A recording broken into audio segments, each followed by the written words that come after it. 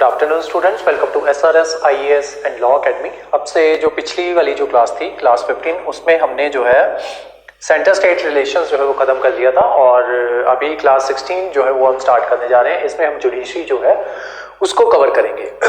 तो आज की जो क्लास होगी उसमें हम जो है अपॉइंटमेंट जो है किस तरीके से होती है जजेस की, सुप्रीम कोर्ट के जजेस और जो आपके हाई कोर्ट के जजेस होते हैं उनकी अपॉइंटमेंट जो है वो किस तरीके से होती है और साथ में उनको जो है किस तरीके से रिमूव किया जाता है, वो हम आज की क्लास में जो है वो कवर करेंगे।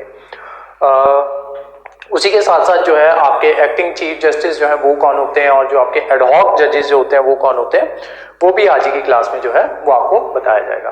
तो पहले जो है जो इस क्लास का जो फर्स्ट पार्ट होगा उसमें हम जो है अपॉइंटमेंट ऑफ जजेस जो है उसके बारे में देखेंगे। साथ ही साथ मैंने आपको बताया था कि एनजैक जो है वो हम गवर्नेंस में कवर करेंगे, लेकिन एनजैक जो है वो हम यहीं पे कवर कर लेंगे। उसके अलावा कुछ टॉपिक्स हैं जैसे आपका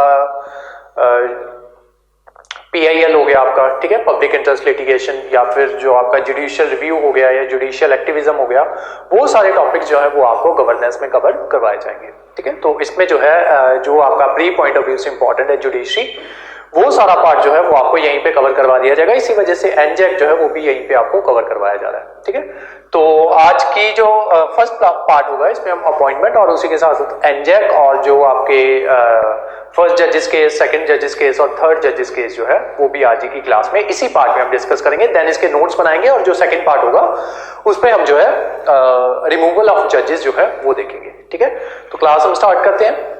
तो जैसा कि आपको पता है कि जो सुप्रीम कोर्ट के जो जजेस वगैरह होते हैं, ये सारे जो होते हैं सुप्रीम कोर्ट के जजेस, ये जो होते हैं प्रेसिडेंट के द्वारा अपॉइंट किए जाते हैं। ठीक है, तो ये जो आपका ये होता है स्पेशली आपका सुप्रीम कोर्ट होता है या फिर आपकी जुडिशरी होती है, ये आर्टिकल आते हैं इसमें 124 से लेके 143 तक, सॉरी 147 तक।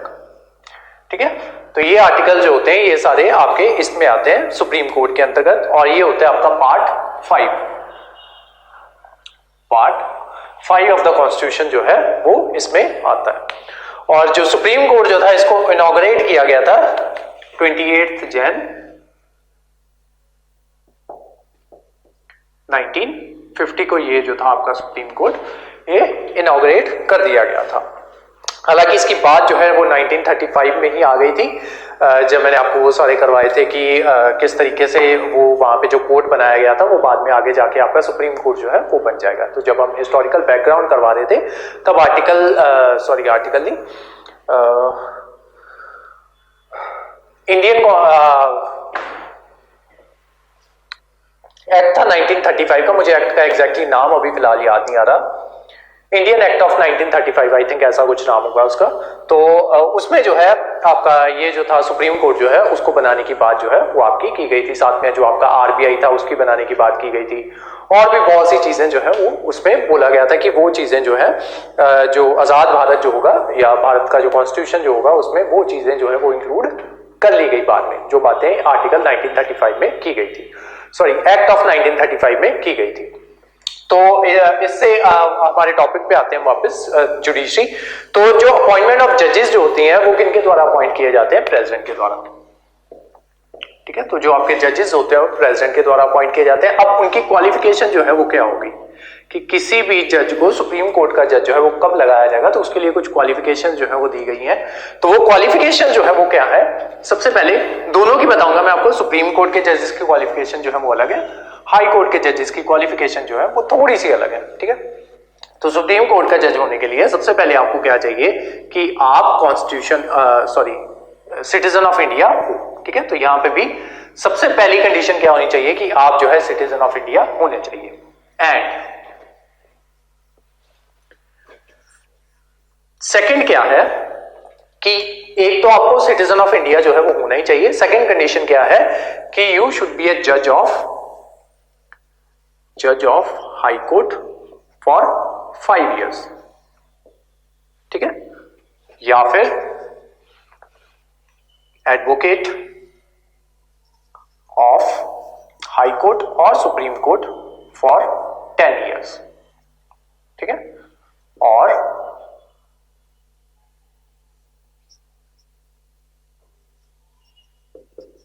Jurist, distinguished jurist.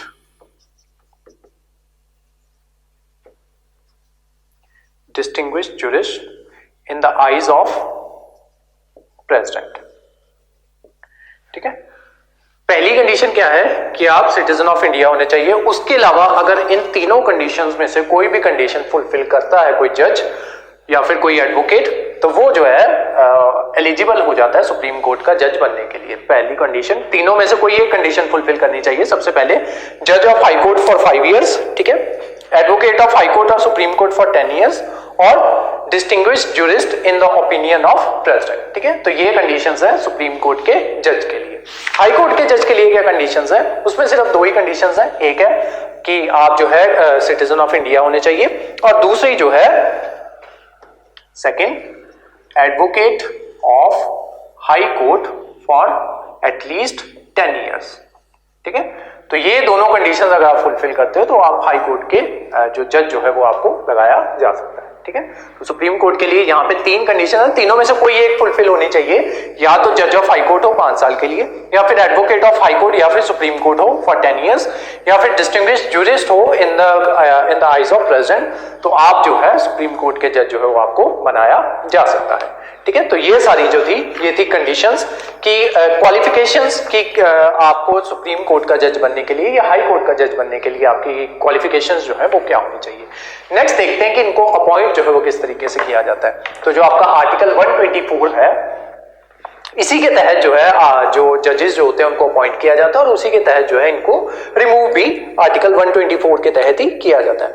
उसके अलावा मेरे को बच्चों के मैसेजेस आ रहे थे कि जो है कितने जो आर्टिकल्स के सारे आर्टिकल्स जो है उनको याद करना है। तो असल में 395 आर्टिकल्स है। ठीक है, ना तो आप सारे याद कर सकते हो, ना ही फिजिबल है सारे याद कर पाना। ठीक है, तो सारे आर्टिकल जो होते हैं वो आपको याद नहीं करने होते। जो जो आर्टिकल्स मैंने आपको लिखवाए हैं, मैंने भी जरूरत से ज्यादा आर्टिकल जो है वो आपको लिखवाए हैं, लेकिन कुछ आर्टिकल्स मैं आपको स्पेशली मेंशन कर देता होता हूं कि ये वाले आर्टिकल जो है ये इंपॉर्टेंट है। ठीक है, same goes for your article 124, क्योंकि इसी आर्टिकल के तहत जजेस जो है उनकी अपॉइंटमेंट हो रही है, या फिर उनका रिमूवल भी इसी आर्टिकल के तहत ही हो रहा है। तो आर्टिकल 124 जो है वो आपके लिए इंपॉर्टेंट है। उसके अलावा कौन से आर्टिकल जो है वो इंपॉर्टेंट है, जैसे कि जो आपके फंडामेंटल राइट्स हैं वो सारे के सारे इंपॉर्टेंट है। ठीक है, वो आपको आर्टिकल वाइज जो है वो पता होने चाहिए। उसके अलावा जो आपके सिटीजनशिप वाले जो आर्टिकल्स हैं वो सारे इंपॉर्टेंट है। उसके अलावा जो जो आर्टिकल्स मैंने करवाए हैं, ठीक है, वो ऑलमोस्ट मैंने जरूरत से थोड़े से ज्यादा करवा दिए, लेकिन आपको थोड़ा सा इस चीज का ध्यान रखना है कि जो आर्टिकल्स आपको नहीं भी करवाए हुए, ठीक है, जो आर्टिकल्स नहीं भी करवाए हुए, अगर किसी वजह से वो आर्टिकल्स जो है न्यूज में आ जाते हैं, ठीक है, जैसे कि 2019-20 के आसपास क्या था कि जो आपका नीट जो था ना वो काफी न्यूज में था। तो उस टाइम पे क्या था, सुप्रीम कोर्ट ने अपनी पावर जो थी उसका इस्तेमाल किया था। तो इनकी पावर्स भी इनकी जो है वो आगे वाली क्लासेस जो है उसमें हम डिस्कस करेंगे। तो उन्होंने अपनी पावर का इस्तेमाल करके और वो पावर जो है उनको कौन से आर्टिकल के तहत प्रोवाइड करवाई गई थी, उसी आर्टिकल के ऊपर जो है जो आपकी यूपीएससी उन्होंने सवाल पूछ लिया। अदरवाइज वो आर्टिकल जो है ऐसा जितना इंपॉर्टेंट नहीं है। ठीक है, क्योंकि जो जैसे जो आपके प्रेसिडेंट हो गए या वाइस प्रेसिडेंट हो गए या आपके स्पीकर्स हो गए, इन सबके पास जो है पावर्स होती है और किसी आर्टिकल के तहत उनको वो पावर्स जो है वो दी गई होती है। अब सभी की पावर्स तो याद करने बैठोगे नहीं आप। ठीक है, तो जब कभी भी किसी कोई ऐसा आर्टिकल जो न्यूज में रहा है, ठीक है, अब वो नीट वाला जो था वो पूरे साल न्यूज में था और उसी आर्टिकल के तहत सुप्रीम कोर्ट ने अपनी पावर यूज की और नीट के ऊपर जो है कोई फैसला सुनाया।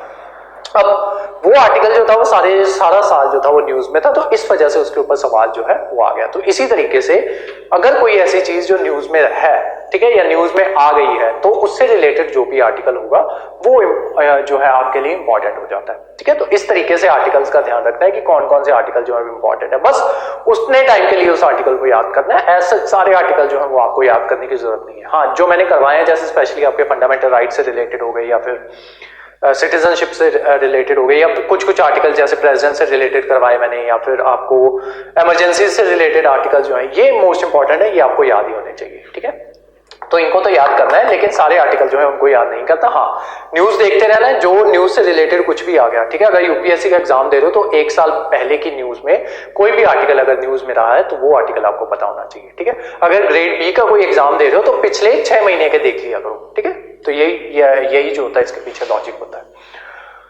क्वालिफिकेशन कर लिया, अब देखते हैं अपॉइंटमेंट।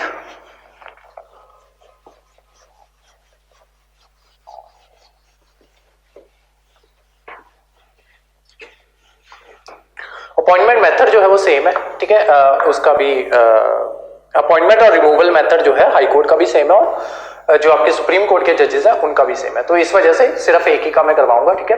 जो चीज अलग थी वो मैंने आपको अलग से करवा दी कि हाई कोर्ट के जजेस की क्वालिफिकेशन जो है वो क्या होनी चाहिए, वो अलग से थी, वो मैंने आपको करवा दी। अब जो है वो सेम चलेगा, ठीक है।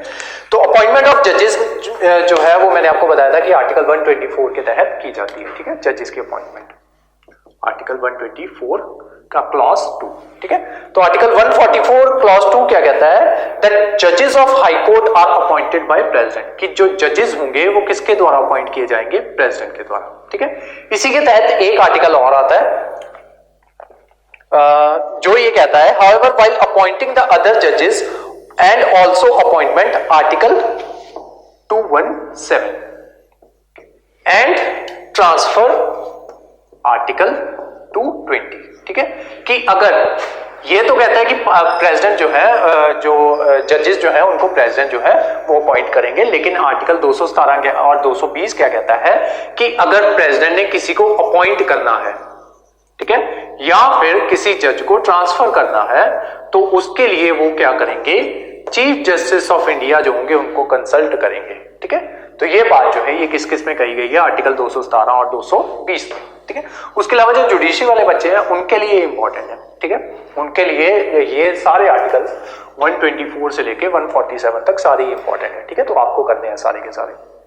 तो ये बात कहां पे कह दी गई कि अगर प्रेसिडेंट किसी जज को अपॉइंट कर रहे हैं या किसी जज को ट्रांसफर कर रहे हैं, तो आर्टिकल 217 में अपॉइंटमेंट के बारे में और आर्टिकल 220 में ट्रांसफर के बारे में ये बात कह दी गई कि वो जो प्रेसिडेंट जो होंगे वो कंसल्ट करेंगे पहले चीफ जस्टिस ऑफ इंडिया को, ठीक है। तो इसी के ऊपर जो है वेरियस हमारे केसेस आते हैं, जैसे फर्स्ट जजेस केस आएगा आपका, देन सेकंड जजेस केस आएगा, देन थर्ड जजेस केस आएगा, ठीक है। तो इसी के बेसिस पे वो केसेस जो है वो आते हैं। तो सबसे पहले इसके रिगार्डिंग बात जो स्टार्ट हुई वो हुई 1981 में।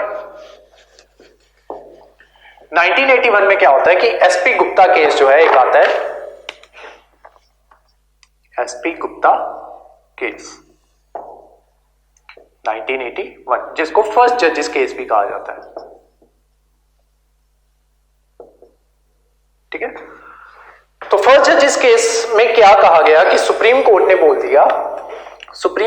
दिया कि अगर प्रेसिडेंट जो है, सुप्रीम कोर्ट हेल्ड दैट कि अगर प्रेसिडेंट जो है उनको क्या करना है कि उनको किसी जज को अपॉइंट करना है, ठीक है। प्रेसिडेंट को अगर किसी जज को अपॉइंट करना है तो प्रेसिडेंट क्या करेंगे, चीफ जस्टिस ऑफ इंडिया को कंसल्ट करेंगे, ठीक है।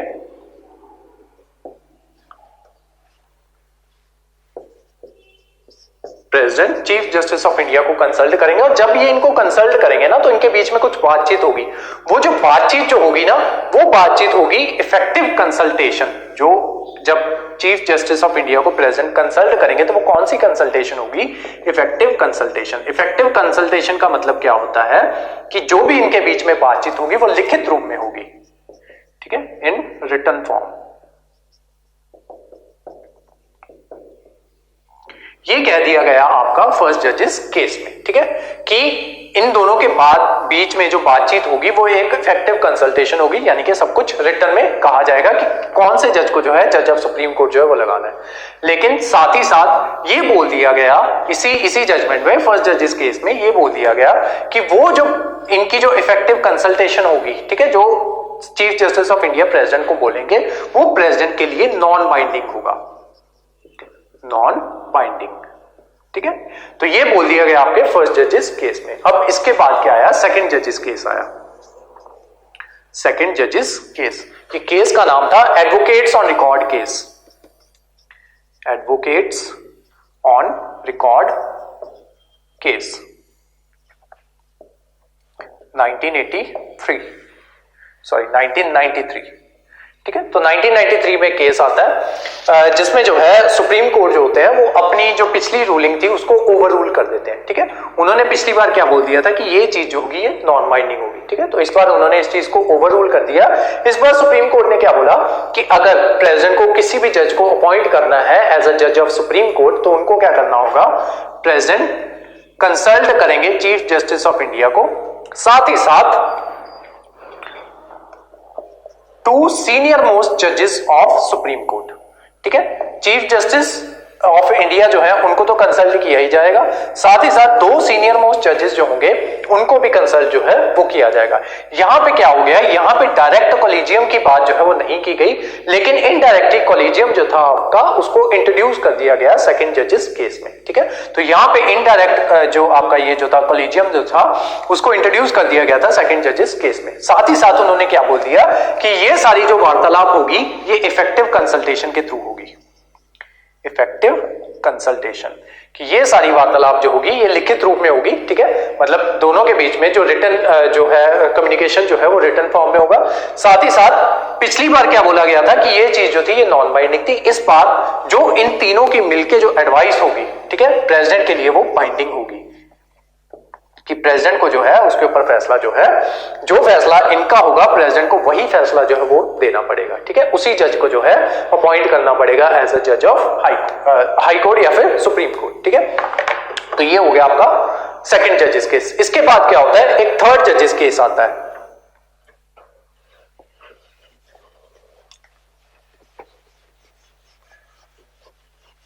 फर्स्ट जजेस केस में क्या था, इफेक्टिव कंसल्टेशन जो थी उसको लाया गया और बोल दिया गया कि नॉन बाइंडिंग है, ठीक है। सेकंड जजेस केस में क्या किया गया, चीफ जस्टिस आए, साथ में 2 और सीनियर मोस्ट जजेस ऑफ सुप्रीम कोर्ट जो है वो आए, साथ में बोल दिया गया कि ये फैसला जो होगा बाइंडिंग होगा, साथ में ये बोल दिया गया कि इफेक्टिव कंसल्टेशन होगी। अब थर्ड जजेस केस में क्या होता है, थर्ड जजेस केस, ये केस का ईयर है आपका 1998, ठीक है। ईयर भी याद होने चाहिए इनके, ठीक है, तीनों के ईयर आपको याद रखने हैं, 1998। और इस केस का नाम था रीअपॉइंटमेंट ऑफ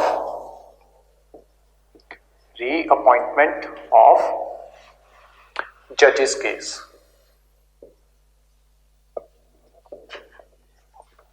ठीक है। इसमें क्या किया गया, इसमें उन्होंने जो कॉलेजियम जो था उसको फाइनली इंट्रोड्यूस कर दिया, ठीक है। इसमें उन्होंने क्या बोला कि अगर जजेस जो है उनको अपॉइंट करना है तो उसके लिए क्या करना होगा, जो प्रेसिडेंट जो होंगे वो चीफ जस्टिस ऑफ इंडिया को कंसल्ट करेंगे, साथ ही साथ चीफ जस्टिस ऑफ इंडिया को हेल्प करने के लिए 4 सीनियर मोस्ट जजेस जो हैं, जजेस इनका कॉलेजियम बैठेगा, ठीक है।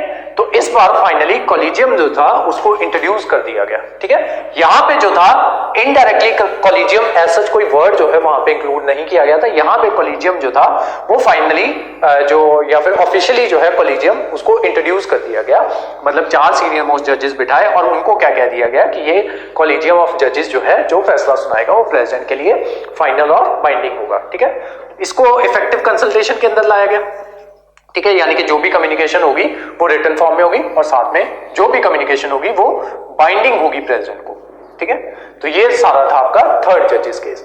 इसी के साथ साथ यहाँ पे 3 क्राइटेरियाज जो थे वो और लाए गए, उन क्राइटेरियाज को एज इट इज ही नोट कर लेना, ठीक है, कि अपॉइंटमेंट के लिए क्या क्राइटेरिया होगा, सुप्रीम कोर्ट के जज के अपॉइंटमेंट के लिए क्या क्राइटेरिया होगा, हाई कोर्ट के जज के अपॉइंटमेंट के लिए क्या क्राइटेरिया होगा, और ट्रांसफर ऑफ जजेस करना है तो उसके लिए क्राइटेरिया क्या होगा, ठीक है। तो सबसे पहले supreme court, then high court, then transfer of supreme court and high court judges, ठीक है, high court judges, supreme court judges, ठीक है। तो इनकी अपॉइंटमेंट के लिए जो आपका जो कॉलेजियम बैठेगा उसमें कौन कौन होंगे, मतलब प्रेसिडेंट जो होंगे वो किसको कंसल्ट करेंगे, तीनों में प्रेसिडेंट आएंगे, ठीक है, क्योंकि अपॉइंटमेंट और ट्रांसफर जो है किनके द्वारा की जाती है, प्रेसिडेंट के द्वारा, ठीक है। तो तीनों में प्रेसिडेंट जो होंगे किसको कंसल्ट करेंगे, चीफ जस्टिस ऑफ इंडिया को,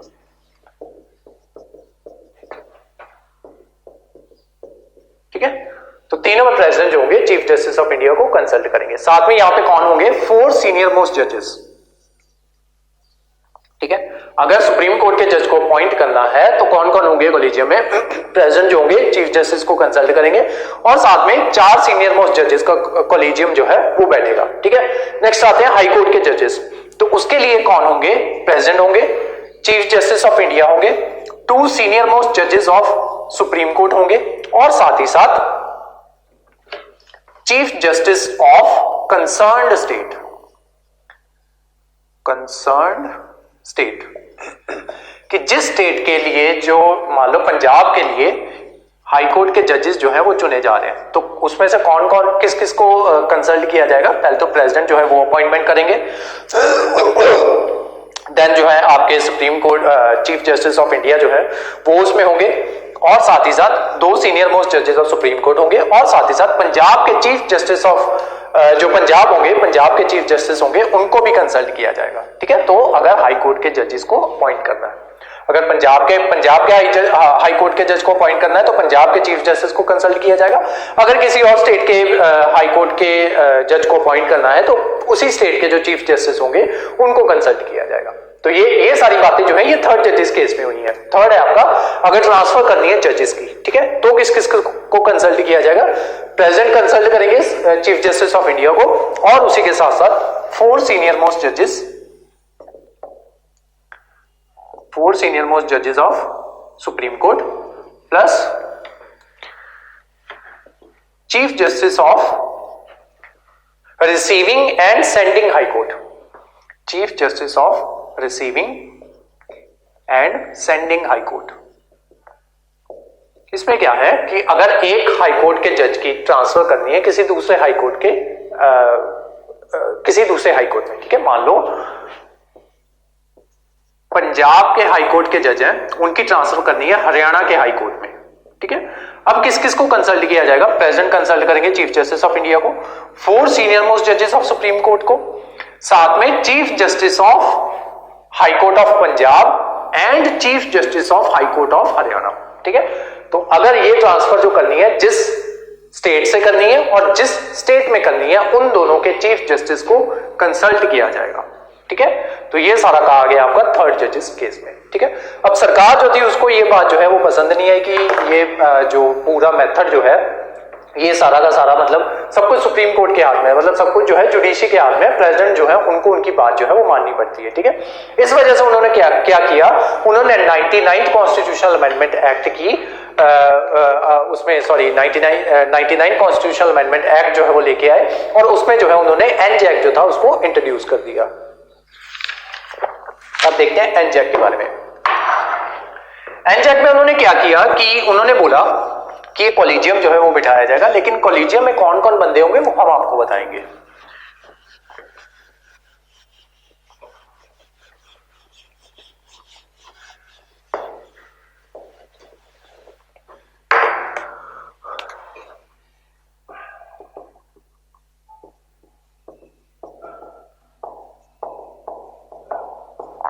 नेशनल जुडिशियल अपॉइंटमेंट कमीशन, ठीक है, या कमेटी, ठीक है। तो उन्होंने क्या बोला, 99 कॉन्स्टिट्यूशनल अमेंडमेंट एक्ट जो है सरकार लेके आई, तो उन्होंने उसमें बोल दिया कि उसको जो है पार्लियामेंट से पास करवा दिया गया, और उन्होंने क्या प्रपोज किया, एक नेशनल जुडिशियल अपॉइंटमेंट कमेटी, ठीक है, इसको अपॉइंट कर दिया गया और बोल दिया गया कि जो कुछ भी करना है, ठीक है, जुडिशियल से रिलेटेड, अगर आप सुप्रीम कोर्ट के किसी जज को अपॉइंट करना है, हाई कोर्ट के किसी जज को अपॉइंट करना है, या उनकी ट्रांसफर्स करनी है, तो उसके लिए क्या होगा, नेशनल जुडिशियल अपॉइंटमेंट कमेटी जो है वो बिठाई जाएगी, और वो डिसाइड करेगी कि किसको जो है जज लगाना है और कौन से जज को कहां पे ट्रांसफर करना है, ठीक है। तो उसमें क्या बोला कि ये कमेटी जो होगी, ये कमेटी बनाई जाएगी, इसकी कॉम्पोजिशन देखते हैं, इसमें कौन कौन होंगे, कॉम्पोजिशन, ठीक है। तो इसमें सबसे पहले जो है वो होंगे आपके चीफ जस्टिस ऑफ इंडिया, ठीक है, वो होंगे इसके ex officio chairman, ex officio chairman. Second जो है वो होंगे आपके लॉ मिनिस्टर, 2 सीनियर मोस्ट जजेस ऑफ सुप्रीम कोर्ट, ठीक है, ये होंगे। थर्ड जो होंगे वो होंगे आपके लॉ मिनिस्टर, और फोर्थ जो है वो आपके होंगे 2 एमिनेंट पर्सन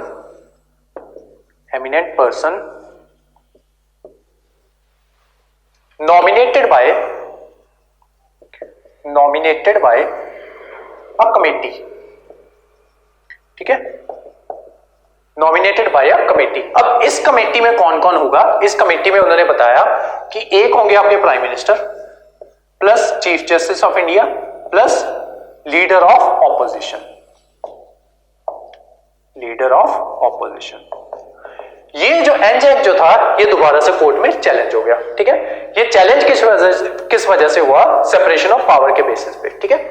उन्होंने क्या बोला कि ये आप एनजैक जो है इसका जब आप गठन कर रहे हो तो इसमें किस किस को रख रहे हो आप, एक चीफ जस्टिस ऑफ इंडिया, ठीक है।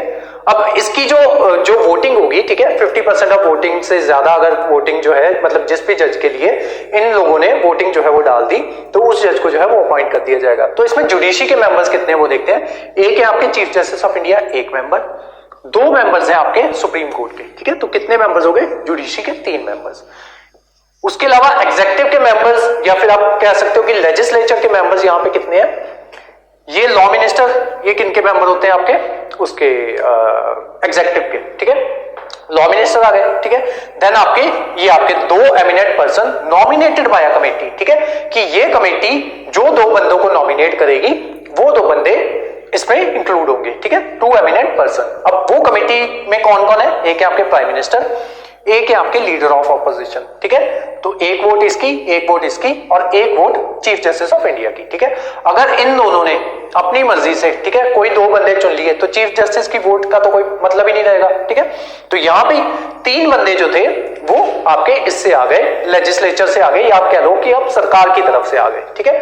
तो अब यहां में से इसमें से अगर एक भी जो आपका ये है जज जो है वो इनकी बातों में आ जाए, ठीक है, या उसको ये बहकावा दे दिया जाए कि तू अब फिलहाल हमारी बात मान ले, आगे जाके तुझे जो है चीफ जस्टिस ऑफ इंडिया जो है वो लगा देंगे, ठीक है। तो वो यहां से सीनियर, कोई भी एक सीनियर मोस्ट जज जो है वो अगर यहां पे आ जाता है तो जो अपॉइंटमेंट का सारा प्रोसीजर होगा वो किनके हाथों में चला जाएगा, गवर्नमेंट के हाथ में, ठीक है, जो कि आपका सेपरेशन ऑफ पावर के अगेंस्ट जाता है, ठीक है, सेपरेशन ऑफ पावर के अगेंस्ट जाता है। सेपरेशन ऑफ पावर जो है, और मैंने आपको बताया हुआ सेपरेशन ऑफ पावर जो है वो बेसिक स्ट्रक्चर ऑफ कॉन्स्टिट्यूशन है, ठीक है, बेसिक स्ट्रक्चर ऑफ कॉन्स्टिट्यूशन है आपका सेपरेशन ऑफ पावर। और सेपरेशन ऑफ पावर जो है वो क्या कहता है कि जुडिशरी जो है वो एग्जीक्यूटिव के काम में दखल अंदाजी नहीं करेगी और लेजिस्लेचर के काम में दखल अंदाजी नहीं करेगी, ना ही लेजिस्लेचर जो है वो जुडिशरी के काम में दखल अंदाजी करेगी और ना ही एग्जीक्यूटिव जो है वो जुडिशरी के काम में दखल अंदाजी करेगी, ठीक है।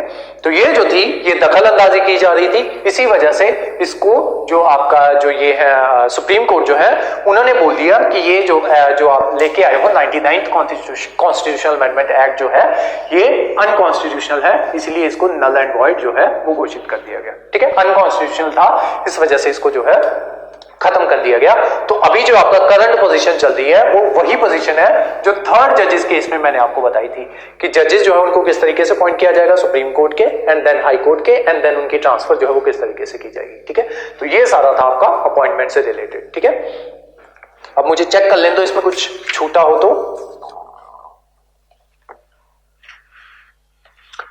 एक चीज रह गई इसमें, देन इसके बाद 2015 में जब ये चैलेंज हुआ ना, ये चैलेंज हो गया था, मैंने आपको बताया। तो 2015 में ये चैलेंज होता है, जिस केस में चैलेंज होता है उसको 4th जजेस केस जो है वो कहा जाता है, 4th जजेस केस, ठीक है। उसमें इन्होंने 99th कॉन्स्टिट्यूशनल अमेंडमेंट एक्ट को स्ट्रक डाउन कर दिया, स्ट्रक डाउन, ठीक है। तो ये इस तरीके से ये 4 जजेस केस है, ठीक है। और एक और टॉपिक होता है इसमें एवोल्यूशन ऑफ जुडिशरी, ठीक है, कि हमारी जुडिशरी जो है किस तरीके से इवॉल्व हुई है, वो टॉपिक भी आपको जो है जो गवर्नेंस या फिर जो पॉलिटिकल इश्यूज जो है वहां पे कवर करवाया जाएगा, ठीक है। तो ये जो है एवोल्यूशन में भी हम यही जो है जजेस केसेस जो है, फर्स्ट जजेस केस, सेकंड जजेस केस, 3rd जजेस केस और 4th जजेस केस जो है उसको डिस्कस किया जाता है। साथ ही साथ जो है जुडिशरी जो है किस तरीके से इवॉल्व हुई है। जब मैंने आपको जब हम ये कर रहे थे फंडामेंटल राइट्स कर रहे थे तब भी मैंने आपको 2-3 बार जो है इसका जिक्र जो है वो किया था कि किस तरीके से जो है जुडिशरी इवॉल्व हुई, किस तरीके से वो बेसिक स्ट्रक्चर ऑफ कॉन्स्टिट्यूशन जो है वो लेके आई, या बेसिक स्ट्रक्चर ऑफ कॉन्स्टिट्यूशन जो है वो किस तरीके से इवॉल्व हुआ, वो सारा जो है एवोल्यूशन ऑफ जुडिशरी के अंदर ही आता है, ठीक है। तो वो जब हम ये करेंगे अपना गवर्नेंस जो है जब वो कवर करेंगे, पॉलिटिकल इश्यूज में दोनों में से कहीं किसी एक जगह में जो आपको एवोल्यूशन ऑफ जुडिशरी जो है वो करवाया जाएगा, ठीक है। तो अभी फिलहाल तक के लिए इतना टॉपिक जो था हमारा यहीं तक था, ठीक है। इतनी क्लास जो है वो काट के आपके YouTube पे डाल दी जाएगी।